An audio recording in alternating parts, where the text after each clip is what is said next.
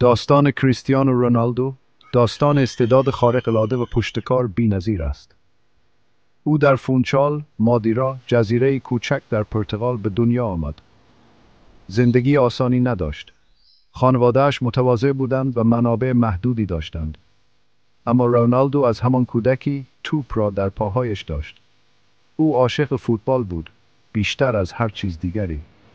استعداد طبیعی رونالدو از همان ابتدا آشکار بود. او ساعتهای بیشماری را صرف تقویت مهارت‌هایش می‌کرد. در 8 سالگی به باشگاه محلی آندورینیا پیوست. استعدادش قابل مهار نبود. در 12 سالگی توجه همه را به خود جلب کرده بود. استعدادیاب‌ها پتانسیل او را تشخیص دادند. او خانواده‌اش را ترک کرد و به لیسبون رفت تا به آکادمی جوانان اسپورتینگ لیسبون بپیوندد. این تصمیم بزرگی برای یک پسر جوان بود. اما رونالدو مصمم بود که رویای خود را دنبال کند. او سخت‌تر از هر کس دیگری کار می‌کرد. مشخص بود که او برای بزرگی مقدر شده است.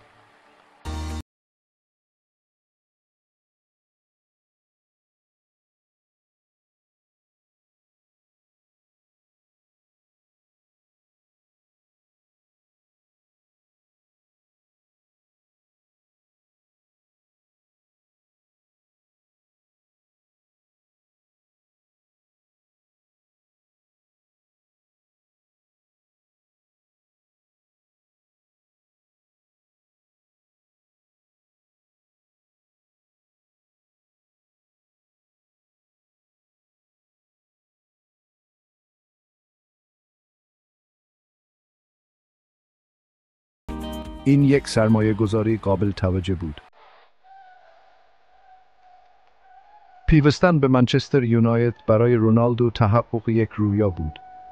به او پیراهن نمادین شماره 7 داده شد. دوران رونالدو در منچستر یونایتد دوره‌ای از رشد فوق‌العاده بود. او با فوتبال فیزیکی انگلیس سازگار شد. او مهارت‌های خود را تحت هدایت سر الکس فرگوسن بیشتر توسعه داد. او به بازیکن کلیدی تیم تبدیل شد. سرعت، دریبل‌ها و شوت‌های قدرتمندش مدافعان را وحشت زده می‌کرد. او به منچستر یونایتد کمک کرد تا 3 عنوان قهرمانی لیگ برتر را به طور متوالی کسب کند. او همچنین نقش مهمی در قهرمانی آنها در لیگ قهرمانان اروپا در سال تأسیسش ایفا کرد. در آن سال رونالدو غیرقابل توقف بود. عملکرد او اولین جایزه توپ طلای او را برایش به ارمغان آورد. او به عنوان بهترین بازیکن جهان تاجگذاری کرد. در سال 2000 رونالدو با یک انتقال رکورد جهانی به ریال مادرید پیوست. در ریال مادرید رونالدو به اوج دوران حرفه‌ای خود رسید. او با کریم بنزما و گرت بیل زوجی مرگبار تشکیل داد. رونالدو ریال مادرید را به موفقیت بی سابقه‌ای در لیگ قهرمانان اروپا رساند. آنها 4 بار در 5 فصل جام قهرمانی را بالای سر بردند. رونالدو در دوران حضورش در مادرید رکوردهای بیشماری را شکست. او بهترین گلزن تاریخ ریال مادرید شد. او 4 توپ طلای دیگر را از آن خود کرد. رقابت او با لیونل مسی افسانه‌ای شد.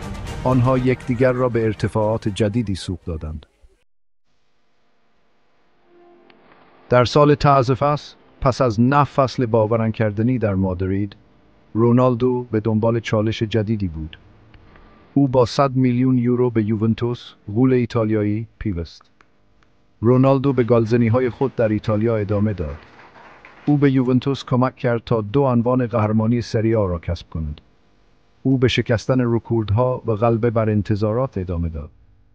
در سال تأسیس رونالدو بازگشت شگفت‌انگیزی به منچستر یونایتد داشت. این یک بازگشت احساسی بود.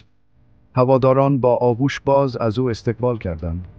او به عملکرد در سطح بالا ادامه داد. دوران حرفه‌ای کریستیانو رونالدو گواهی بر استعداد استثنایی، سخت کوشی و اعتماد به نفس بی‌نظیر است. او یکی از بزرگترین فوتبالیست‌های تمام دوران محسوب می‌شود. میراث او فراتر از گل‌ها و جام هاست.